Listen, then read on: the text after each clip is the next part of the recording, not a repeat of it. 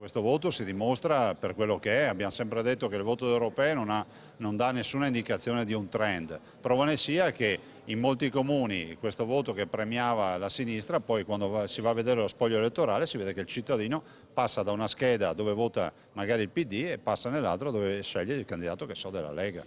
Nessuna rivoluzione rossa in Veneto, secondo il governatore Luca Zaia, che dissente dal trionfalismo di molti esponenti locali del centro-sinistra, secondo cui i tempi sarebbero maturi per un passaggio di consegne anche a Palazzo Balbi.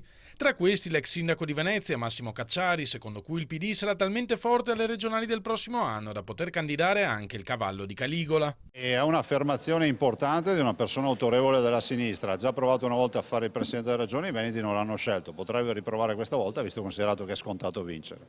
La verità, sorride Zaia, è che le dinamiche di queste europee non hanno nulla a che vedere con quelle delle regionali che si svolgeranno tra un anno in un clima politico che non è detto sarà simile all'attuale. Oggi parliamo di europee, parliamo di trend sicuramente che vengono fuori anche da leadership importanti a livello nazionale.